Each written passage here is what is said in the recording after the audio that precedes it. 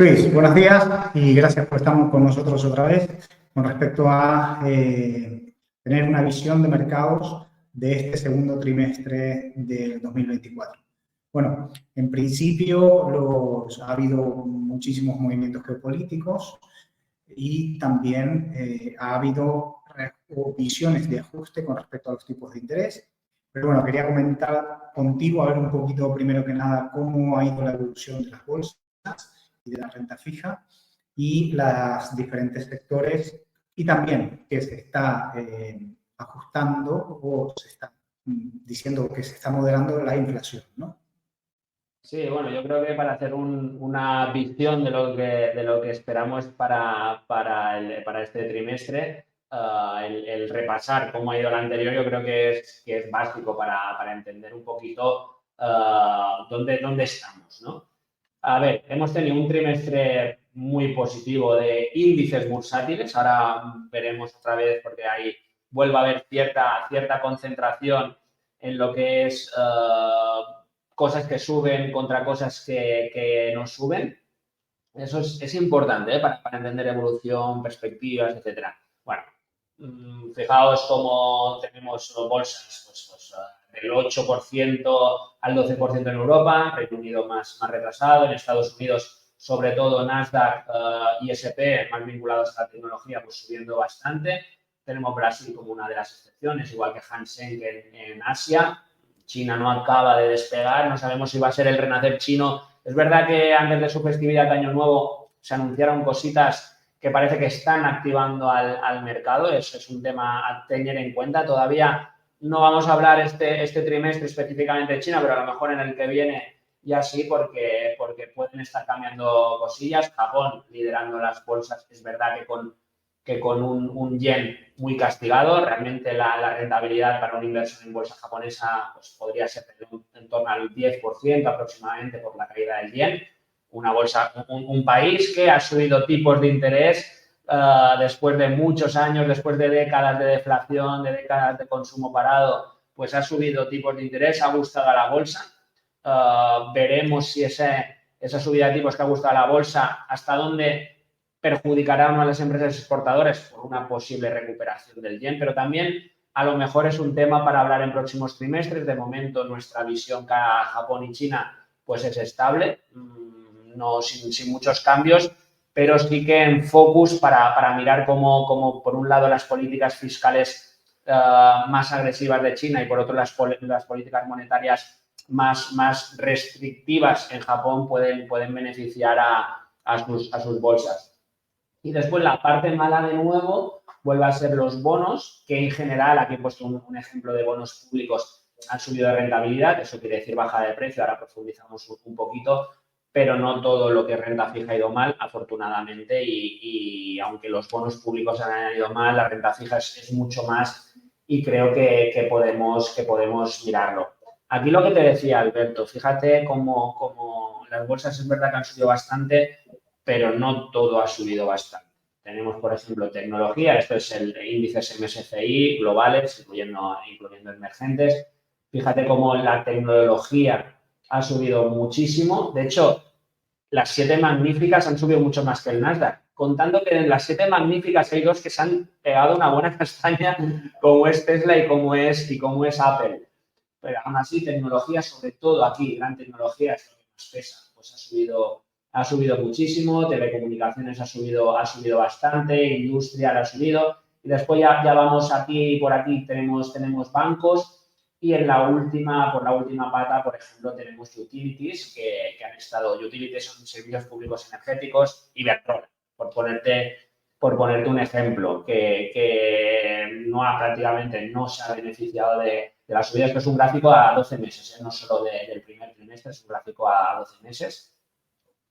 Bueno, yo creo que la gente normalmente preguntará qué es lo que ha subido más, cuáles son las 3 que han subido más y cuáles son las 2 peores, por así decirlo, ¿no? Claro, pues las peores tenemos utility y consumo, ¿vale? Consumo más defensivo, salud tampoco ha ido nada bien, inmobiliaria, son un poquito los sectores que se han quedado atrás, y lo que más ha subido, evidentemente, tecnología, banco todavía es de lo que más ha subido, y energía vinculada un poquito a petróleo, que hemos tenido un buen trimestre para el petróleo. Por lo tanto, mucha segregación, es muy diferente a lo que a esas subidas que hemos visto de bolsas en índices con realmente lo que ha subido cada cosa. Por lo que oportunidades vamos todavía a encontrar y es lo que hay que ir a buscar a este sector, a este trimestre. Comentabas. Perfecto. Esto es lo que te iba a preguntar ahora con el tema de la inflación, porque vemos que ya habían prometido una pequeña bajada de tipos, o prometen una bajada de tipos, tanto en Powell como aquí también. Entonces, a ver que nos des una foto sobre qué ha pasado, obviamente, y qué se espera, ¿no? Sí, mira, esto a mí me gusta mucho ver la inflación sumando datos mensuales de inflación, más que mirar interanuales, porque al final comparar marzo de 2024 con marzo de 2023, pues a lo mejor está sesgado porque en marzo estaba muy alto o muy bajo. El efecto base, el efecto base, o sea, el efecto con el que te comparas puede tener sesgos que no tienen los datos agregados mensuales. Y fíjate que después de la subida tan bestia que tuvimos entre 2020, post-COVID, y mediados finales de 2022, después parece que se aplanaba mucho esta curva y es verdad que ahora, estos últimos 2 meses, hemos tenido sustitos, hemos tenido un poco de repunte en esta inflación mensual. De momento, al ser mensual, lo malo que también tiene es que puede ser muy puntual, ¿vale? Entonces hay que mirar más la tendencia. Fíjate que aquí en el primer aplanamiento también tenemos momentos de subida, incluso momentos de bajada brusca, pero al final es un poquito mirar la tendencia. Es verdad que en los últimos meses ha habido un piquito de inflación, posiblemente ligado a la subida de petróleo, que ahora veremos, pero es verdad que las subidas verticales y los objetivos de inflación ya están un poquito en orden, ¿no? Aquí, por ejemplo... Con respecto, perdona, a la diapo anterior, que estabas comentando el tema de la inflación, quiere decir este gráfico que, por ejemplo, en el caso de España, desde 2020 hasta hoy tenemos casi un 18% de inflación. Sí. Y esto, y si entiendo bien, el tema es, por ejemplo, de España, el IPC armonizado no incluye, por ejemplo, el tema de la vivienda. Correcto. Correcto, no incluye el precio de compra de vivienda. Bastante más. Correcto. Esto es la inflación oficial, digamos. De hecho, ese 18% más yo creo que se queda bastante corto con la realidad y con lo que ha sido el coste de vida real de las familias. Entre otras cosas, el precio de la vivienda, el precio del aceite que tendrá su peso en el IPC, pero a lo mejor, o de los alimentos que a lo mejor tienen un peso que debería ser mayor en el IPC. Es decir, estos son medias que al final buscamos comparativas para más o menos asimilarlo con el resto de países, pero es verdad que el efecto real y el efecto aquí es muy importante lo que tú dices, sobre todo para los ahorros. El tema de no invertir los ahorros te deja una pérdida de poder adquisitivo brutal. Oficialmente es esto, pero en la realidad, y todos los que nos están viendo seguro que dicen, no, un 18% no ha subido el nivel de vida, ha subido mucho más. Ha subido más, claro. Perfecto. Bueno, entonces con respecto a lo siguiente, a la siguiente diapo que tenías ahí, es para comentar el tema de la inflación, ¿correcto? A ver si nos lo puedes explicar en breve. Correcto. Aquí lo que miramos es un indicador adelantado de la inflación, que es los índices de precios de producción. Es decir, la mayor parte de las cosas que se consumen primero se producen, no todas, porque por ejemplo, en servicios hay servicios que no. Por ejemplo, lo que hacemos nosotros no se produce primero.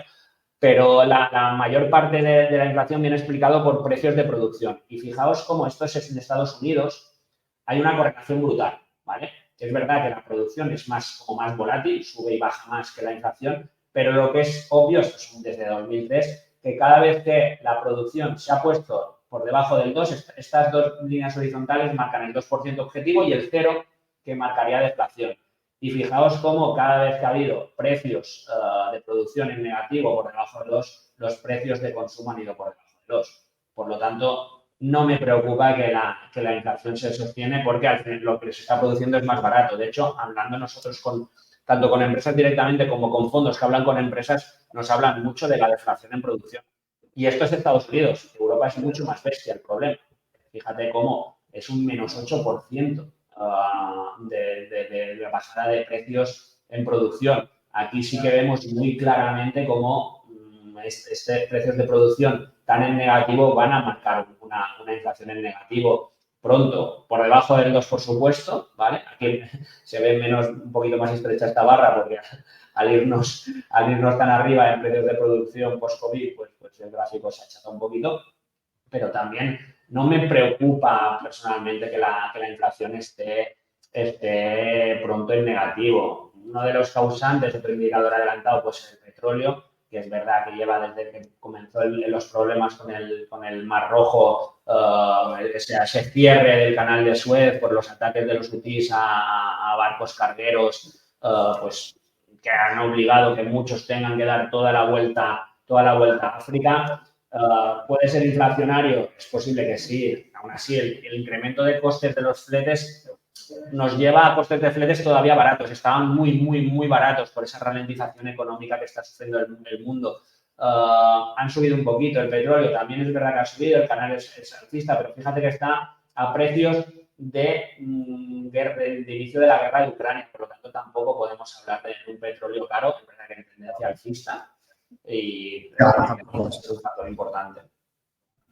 Perfecto. Y con respecto al tema de bonos, ¿cómo estamos marcados?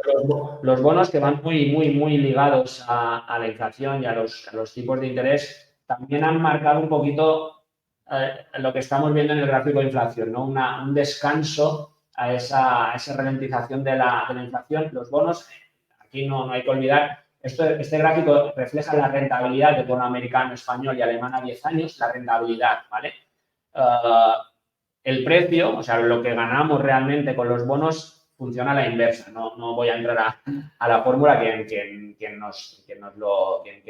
quiera profundizar un poquito, que nos lo digáis, sin problema le explicamos.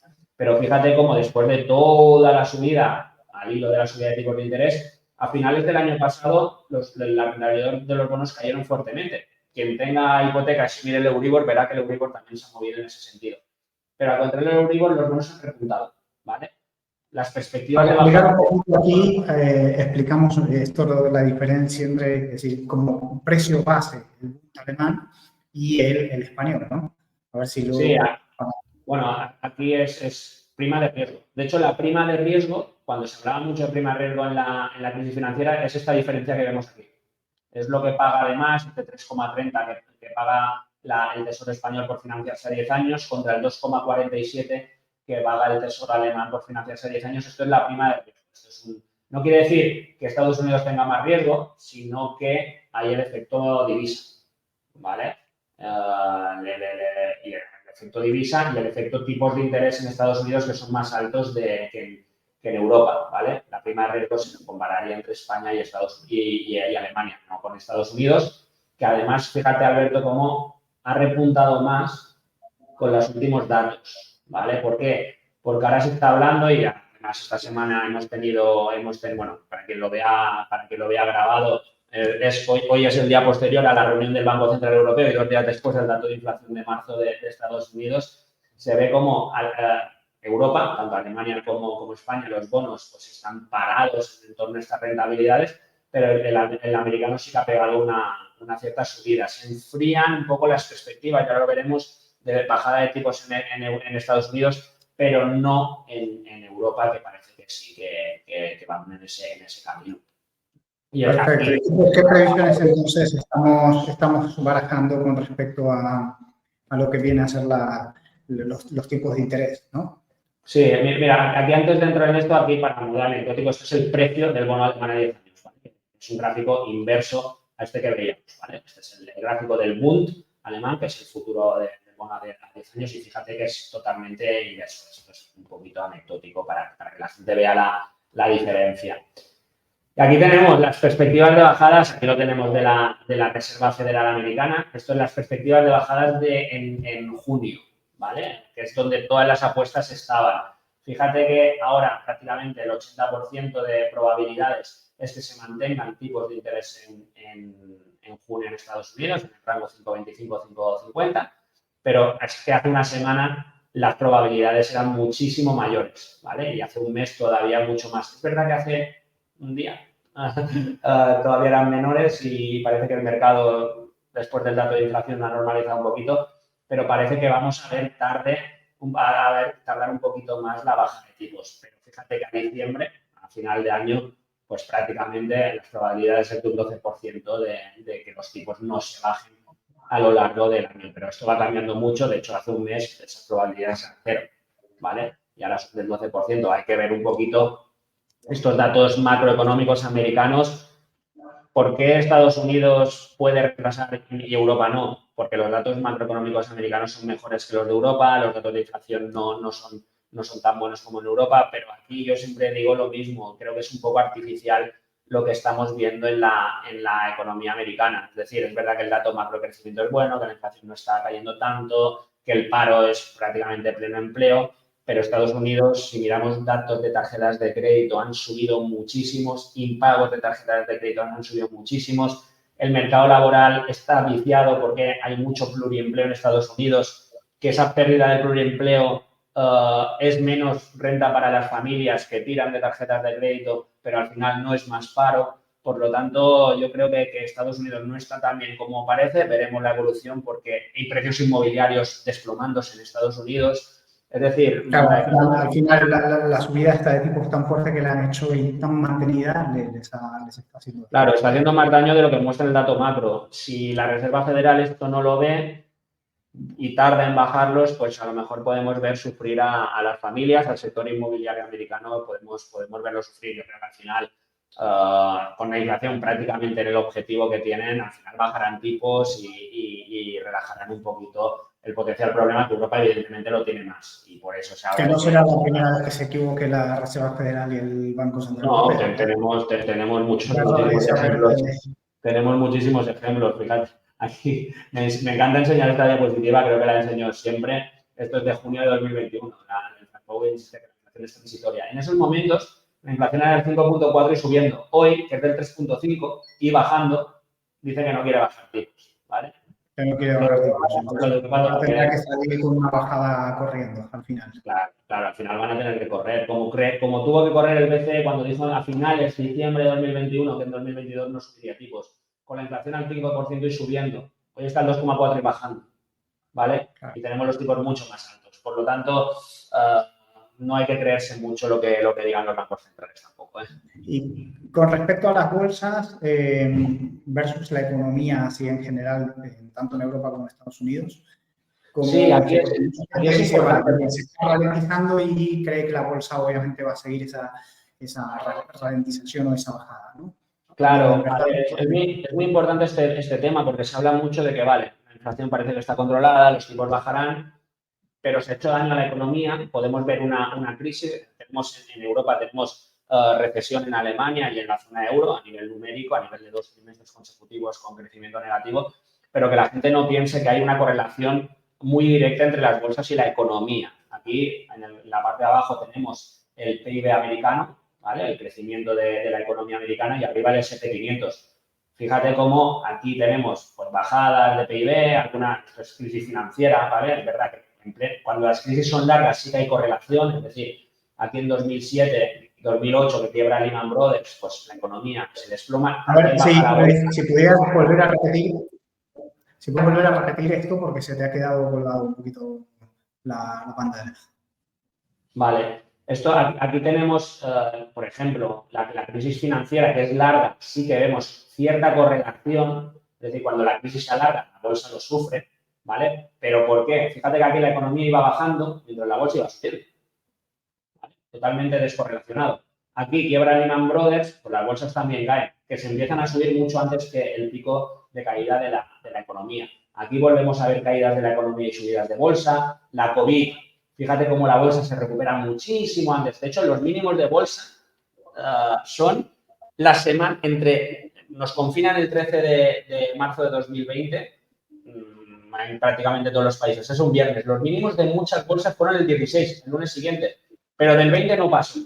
Mínimos que no se han vuelto a ver. Es decir, con la economía cerrada, las bolsas subían y fuertemente.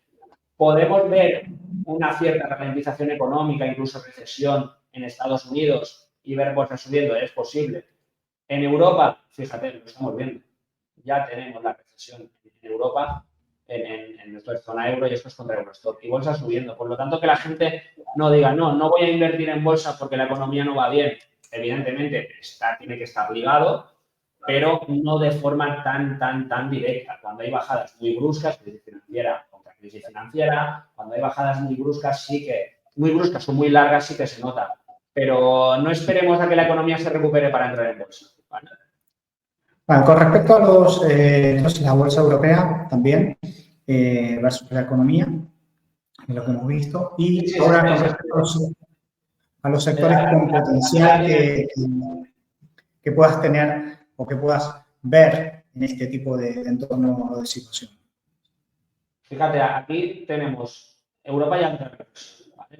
La zona euro. Alemania, arrastrado al conjunto de zona euro, aunque por ejemplo España no está en recesión, tenemos aquí datos de recesión, más de 2 trimestres negativos. Con Eurostock lo hemos visto antes, una de las mejores bolsas. ¿Por qué? Aquí también hay que tener en cuenta una cosa.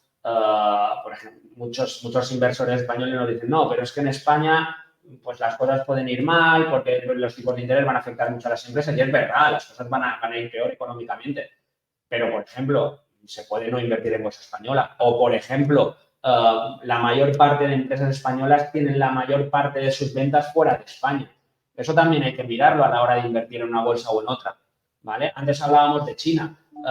China puede renacer en China y todavía dejar al margen la inversión en China en un poquito residual, como hacemos nosotros. Pero ojo, que sí que tenemos empresas, por ejemplo, el lujo, que invierte mucho en China, o vehículos, o tecnología, ¿vale? Por lo tanto, cuidado al intentar ligar esto. Economía europea, prácticamente en recesión, con bolsa subiendo. Muchas de las empresas que cotizan en el Eurostock no tienen su principal negocio en Europa. Perfecto. Bueno, Luis, ¿y qué sectores entonces ahora ves con potencial con esta situación macro? Vale. A ver, yo creo que hay dos temas, siguiendo el hilo un poquito de esta charla, dos temas que son un poco los que marcarán el mercado. Uno es la bajada de tipos y otra cosa es la posible recesión, aterrizaje suave, aterrizaje fuerte, pero al menos ralentización económica que se está produciendo. Ya que hay que buscar qué sectores les va bien esto, ¿vale? Evidentemente, ¿qué sectores les va bien la bajada de tipos? La renta fija, sin duda le va bien a la inmobiliaria. Es verdad que a la inmobiliaria le va bien también crecimiento económico, pero la bajada de tipos le va bien de forma muy directa. Las small caps, las pequeñas empresas, normalmente, y el mercado las interpreta como muy endeudadas, por lo tanto las ha castigado con la subida de tipos. Ojo, porque si encima afinamos y encontramos small caps castigadas que encima no estén endeudadas, van a subir todavía más, y las hay, el mercado arrastra, ¿vale? Es muy difícil analizar todas las small caps y saber cuál está endeudada y cuál no. Por lo tanto, el mercado, pues, por venta de índices, por venta de carteras agrupadas, pues castiga a las que no debe castigar.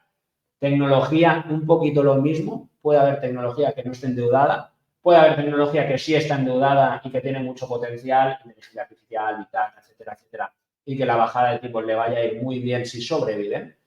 Y aquí tenemos, además, en medio, energías renovables. Energías renovables le va bien la bajada de tipos porque sí que suelen ser empresas muy endeudadas, y también le va bien otra fase económica que vamos a vivir. Esa ralentización económica le va bien a sectores defensivos, a sectores que, aunque vaya mal la economía, van a seguir vendiendo. Y en renovables entran dentro de las utilities, de las que veíamos que es el peor sector del MSCI World en el último año. Ese sesgo defensivo le puede ir bien. Tú al final enciendes la luz, al final consumes energía, vaya o no bien la economía. Y aquí a las renovables le va bien por las dos vías, por la parte defensiva, que le va bien a cualquier energética, y por la parte de bajada de tipos. Y después tenemos telecomunicaciones, que también le va bien la bajada de tipos, por cierto, porque suelen estar bastante endeudadas, de Celnex, American Tower, empresas que son más inmobiliarias que de telecomunicaciones, podrían estar aquí. Y salud, que también es uno de los peores sectores que hemos visto. Que la economía vaya mal, al final tú tendrás que operar, tendrás que tomar tus medicinas, hay que investigar, ¿vale? Por lo tanto, son sectores a tener en cuenta. Son sectores que se mantienen, correcto. Y después tenemos... Exacto, tenemos la banca. La banca le va a priori mal la baja de tipos y le va a priori mal el bajo crecimiento económico, porque evidentemente un préstamo es un suma cero, lo que nosotros pagamos de más por nuestra hipoteca lo cobra además el banco. Y además, si el mundo no crece, pues cada vez invertimos menos, se abren menos empresas, se financian menos, hay más impagos, pero está ahora mismo la banca como un equilibrio. Es decir, los tipos, aunque bajen, serán altos y les vendrá bien, y el mundo, aunque no crezca, tampoco, si no hay una recesión, tampoco le va a ir mal.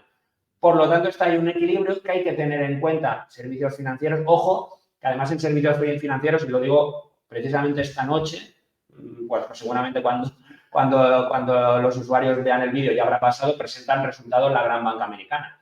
Veremos cómo les ha afectado esa baja de tipos, esa recesión, etcétera, etcétera. Pero dentro de financieros no solo hay bancos, ¿eh? Hay aseguradoras que son defensivas, hay bolsas, es decir que hay más que no van. Diferentes sectores, correcto. Vale, pues entonces en resumen podemos decir que tenemos que la inflación en general tendería a ralentizarse o bajar, los tipos de interés también, correcto, lo cual algunas empresas les beneficia porque tienen son altamente endeudadas y obviamente que siempre es un buen momento para poder entrar y mantenerse en los mercados, ¿no? Correcto. Siempre, en renta variable siempre hay que estar porque al final puedes seguir saliendo cuando crees que va bien mal, sí que hay que rebalancear entre sectores. La renta fija creo que presenta una gran oportunidad, por lo tanto un poquito este trimestre yo creo que va a estar marcado por eso, por esos sectores que les puede ir mejor, por la renta fija, por los resultados empresariales que se van a ir conociendo y por los datos de inflación que veremos si provocan la primavera baja de tipos en Europa ya en este trimestre. Perfecto. Bueno, pues Luis, pues gracias por este resumen y esperamos ya para la próxima tercer trimestre a ver cómo nos engancha la situación. Genial, muchas gracias a todos y nos vemos la próxima.